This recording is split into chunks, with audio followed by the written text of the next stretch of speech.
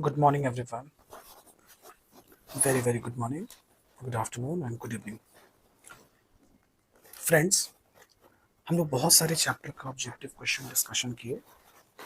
Theory of production और में हम लोगों ने एक लेक्चर कंप्लीट कर लिया है, जिसमें हम लोगों ने क्वेश्चन नंबर 15 तक बनाया था। अब हम कंटिन्यू करते हैं और क्वेश्चन नंबर नहीं, शायद 14 तक हम लोगों ने किया है। ओके, या 15 तक, याद नहीं है। चलो क्वेश्चन नंबर 16 से कंटिन्यू करते हैं। मैं क्वेश्चन जूम कर देता हूँ।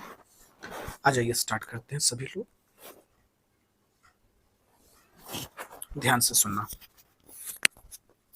ओके, देखिए क्वेश्चन पे क्या कह रहा है। क्वेश्चन में कह रहा है कि विच of the following statement is not true. इसमें से कौन सा स्टेटमेंट ट्रू नहीं है। ऑप्शन वन पे आते हैं। देखिए ऑप्शन वन में क्या कह रहा है। ऑप्शन वन में कह रहा है कि capital is a produce mean of production. मतलब जो पूंजी है वो एक साधन है। कैसा साधन है भैया, कैसा मीन है, रिसोर्स है, तो प्रोडक्शन में इस्तेमाल होता है। अरे देखा जाए तो एकदम सही है। गलत क्या कह रहे हैं ये लोग। कैपिटल क्या है, तो कैपिटल एक प्रोड्यूस मीन ऑफ प्रोडक्शन है। ये स्टेटमेंट एकदम सही है। ऑप्शन बी देखिएगा, कहता है capital is a man made instrument. एकदम वैलिड पॉइंट। कैपिटल जो है एक मैन मेड रिसोर्स है, मैन मेड प्रोडक्शन है। क्या कोई डाउट, कोई संदेह? नहीं, मुझे तो नहीं लग रहा है कि कोई संदेह वाली बात है। मैन मेड रिसोर्स है ही भैया, मैन मेड प्रोडक्शन है। ऑप्शन सी में देखिए क्या बोलता है कि capital is a primary factor of production. नहीं, हम इस बात से सहमत नहीं। आपको क्या लगता है, आप एग्री हो? Capital primary factor of production है, मतलब प्राथमिक है। ये नहीं होगा तो प्रोडक्शन ही नहीं होगा। अरे भैया, सबसे पहले तो एंटरप्रेन्योर को होना चाहिए। अगर कोई बोले कि एंटरप्रेन्योरशिप प्राइमरी फैक्टर है तो चलो समझ में भी आता है। देखिए फिर डी में कहता है कि machine, tools, factory, dam are the example of capital. ये भी सही है। ये ऑप्शन भी सही है, नो डाउट।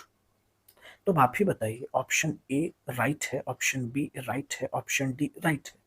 क्वेश्चन में पूछ रहा है कि इसमें से कौन सा स्टेटमेंट ट्रू नहीं है, सही नहीं है। तो मेरे अकॉर्डिंगली तो भैया ऑप्शन सी जो है वो सही नहीं है, ये रॉन्ग है। ये स्टेटमेंट रॉन्ग स्टेटमेंट है। इसीलिए हम लोगों को टिक करना चाहिए किस ऑब्जेक्टिव पर, ऑप्शन सी पर। Move on. आइए अब नेक्स्ट क्वेश्चन पे आते हैं। क्वेश्चन नंबर 17 पे आ जाओ आप। कहता है tools, machines are included in. ये किस तरह के कैपिटल में इंक्लूड किए जाते हैं? सर्कुलेटिंग कैपिटल, फिक्स्ड कैपिटल, संक कैपिटल या ह्यूमन कैपिटल? देखो रे भाई, अगर आप हमसे पूछोगे तो ये सब कैपिटल फिक्स्ड कैपिटल माने जाएंगे। तुम बोलोगे सर क्या मजाक है, ये फिक्स्ड कैपिटल कैसे होगा? अरे मेरे भाई, आप इन सब कैपिटल की मदद से प्रोडक्शन कर रहे हो। आप और ज्यादा से ज्यादा गुड्स प्रोड्यूस करोगे, तो ये सब कैपिटल फिक्स्ड हुए ना बाबा। क्योंकि फिक्स्ड कैपिटल जो है वो फर्दर प्रोडक्शन के लिए इस्तेमाल होता है, इसीलिए। क्वेश्चन नंबर 18 पर आ जाओ। क्वेश्चन रीड किया जाए। कहता है capital belongs to the society as a whole is called. मतलब वैसा कैपिटल जो पूरी सोसाइटी का है। अब तुम बोलोगे कि सर सोसाइटी का कौन सा कैपिटल है? भैया atmosphere, air, water, road, highway, dams public का है। हर लोग इस्तेमाल करते हैं। ऐसा थोड़ी है कि रोड पर से सिर्फ प्रोड्यूसर की गाड़ी जाएगी। नहीं है सर, पब्लिक भी जाती है, हर आवाम जाता है, हर इंसान जाता है। अब सोचो, अगर कोई कंपनी एयर पोल्यूशन करती है, एयर पोल्यूट करती है, तो सिर्फ उसका ही नुकसान थोड़ी है, पूरे पब्लिक का है, पूरे आवाम का है, पूरे भारतवासियों का है। तो कुछ रिसोर्स ऐसे होते हैं जो पूरे समाज का होता है, तो इसको हम सोशल कैपिटल कहते हैं दोस्त। ओके, नेक्स्ट क्वेश्चन पूछ रहा है raw material is an example of. Raw material किस चीज का एग्जांपल है? मतलब रॉ मटेरियल को हम किस तरीके का कैपिटल कहते हैं? Circulating capital, fixed capital, tangible capital या रियल कैपिटल? देखिए सर, सभी लोग ध्यान से मेरी बात समझिएगा। रॉ मटेरियल का मतलब हुआ कि वैसा रिसोर्स जिसका हम यूज करेंगे प्रोडक्शन करने के लिए। गुड्स बनाने के लिए, सर्विस प्रोड्यूस करने के लिए, ऑब्वियसली। तो इसका मतलब ये एक तरह का वर्किंग कैपिटल है अकाउंट्स में, जिसे हम कहते हैं, जिसको हम रोज बिजनेस में यूज करते हैं। तो इकोनॉमिक्स में इसी कैपिटल को सर्कुलेटिंग कैपिटल कहा जाता है। तो राइट ऑप्शन अपना हो गया ए, circulating capital.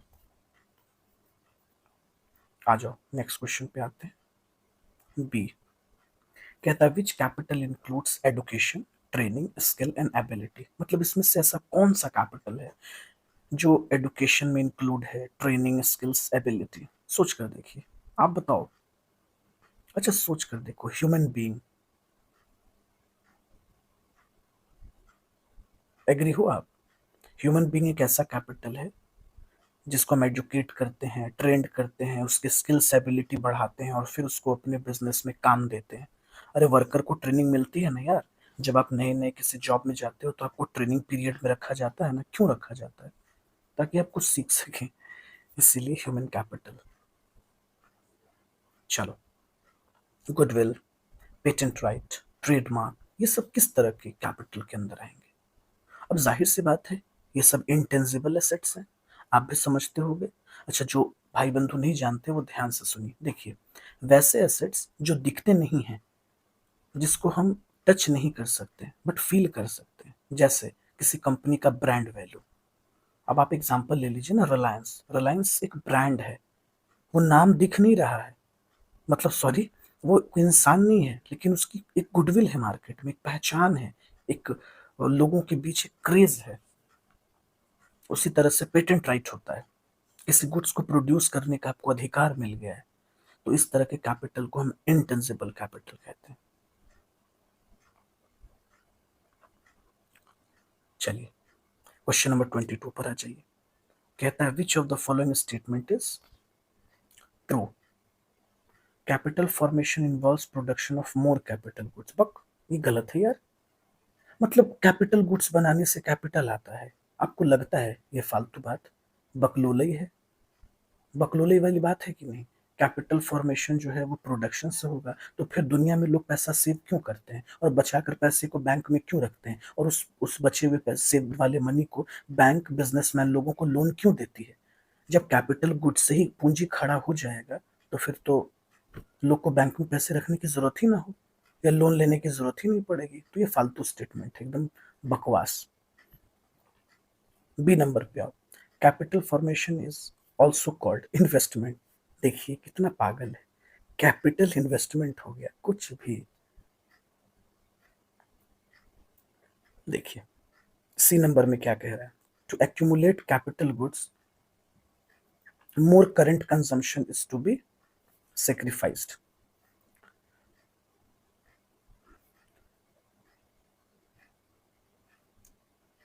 Hello, net fluctuate कर गया क्या?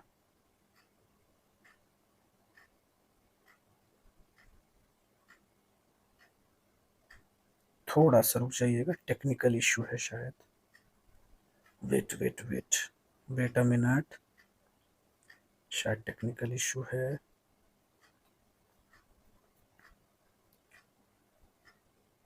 चलिए कंटिन्यू करते हैं। क्या क्या इश्यू आ जाता है, क्योंकि क्वेश्चन जूम कर रहे हैं। हाँ,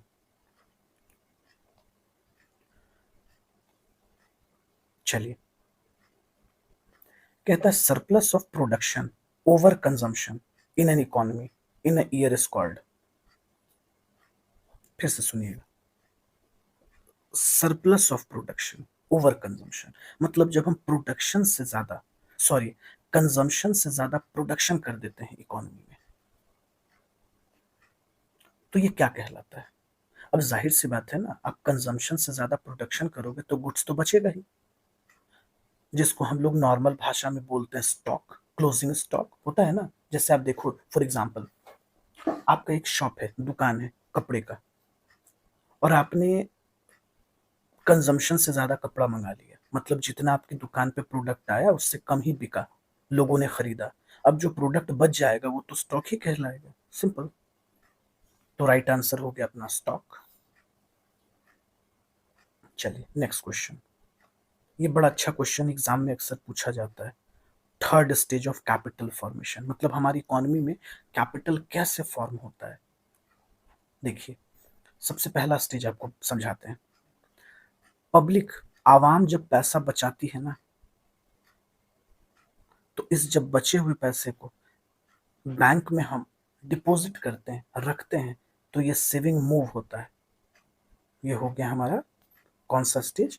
तो सेकंड स्टेज। समझे? मोबिलाइजेशन ऑफ इसको सेविंग कहा जाता है। और इसी बचे हुए पैसे को पब्लिक क्या करती है, सॉरी, बैंक क्या करती है, लोन डिस्ट्रीब्यूशन करती है, यानी कि या हम ये क्यों कह सकते हैं कि हम इन्वेस्ट कर देते हैं। सेविंग को क्या कर दिया जाता है, बिजनेस में लगा दिया जाता है, इन्वेस्ट कर दिया जाता है। तो जो थर्ड स्टेज है कैपिटल फॉर्मेशन का, वो है इन्वेस्टमेंट ऑफ सेविंग। पहले पब्लिक पैसा बचाती है और उस बचे हुए पैसे को वहां पहुंचाया जाता है जहां उसकी जरूरत है। जैसे एग्जांपल लो, आप आपके पास कुछ पैसा बचा हुआ था, आपने उस पैसे को बैंक में जाकर डिपॉजिट कर दिया।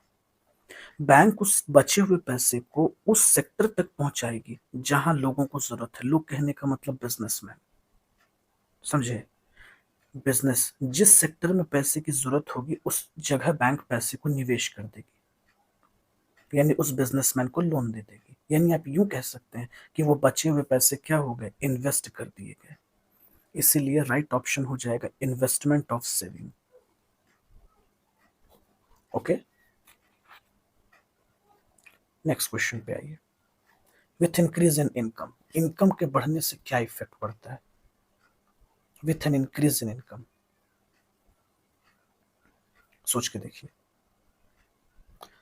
पहला ऑप्शन में कहता है कि प्रोपेंसिटी टू कंज्यूम इंक्रीज। देखिए, बात सही है, एक मिनट अगर सोचेंगे तो इनकम के बढ़ने से लोग का डिजायर जो है कंजम्पशन के लिए बढ़ जाता है। ओके, फिर कहता है प्रोपेंसिटी टू सेव इंक्रीजेस, और तीसरे पॉइंट पे कहता है propensity to consume remain constant. चौथे पॉइंट पे कहता है प्रोपेंसिटी टू सेव फॉल। अब भैया सोच कर देखो, ऑप्शन ए और ऑप्शन बी लग रहा है कि यार ये भी सही है और ये भी सही है।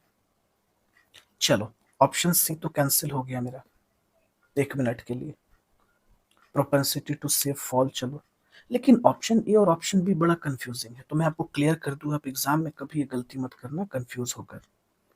जब भी आपसे कोई पूछता है कि इनकम के इंक्रीज होने से क्या होगा, तो हमेशा ये मानकर हम चलते हैं कि इनकम कंजम्पशन जो है कांस्टेंट रहेगा, या जो प्रोपेंसिटी टू कंज्यूम है वो बड़ा कांस्टेंट स्पीड से बढ़ेगा, लेकिन प्रोपेंसिटी टू सेव इंक्रीज करेगा।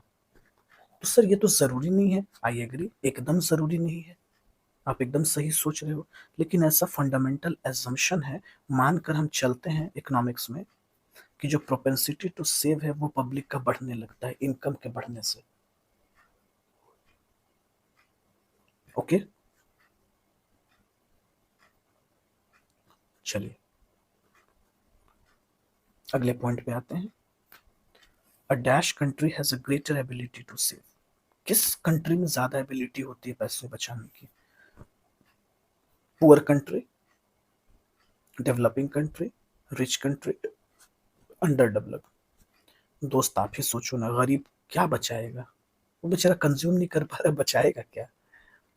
डेवलपिंग कंट्री को तो घट ही रहा है, तो रिच कंट्री। राइट आंसर होगा हमारा रिच कंट्री। जो रिच कंट्री होती है उसकी एबिलिटी टू सेव ज्यादा होती है। चलो ये सब तो इजी है, इस पर टाइम स्पेंड नहीं करेंगे। हाँ, क्वेश्चन नंबर 30 पर आइएगा, ये अच्छा क्वेश्चन है। The reward of an entrepreneur for his effort and risk taking. Interest. Entrepreneur को क्या मिलता है, सोच के देखो ना भाई। कोई भी बिजनेसमैन है जो स्टार्टअप करता है, उसको क्या चाहिए रिटर्न में? बिजनेस क्यों करता है? ब्याज के लिए, रेंट के लिए, मजदूरी के लिए नहीं, प्रॉफिट के लिए। सिंपल सी बात है, उसको प्रॉफिट चाहिए।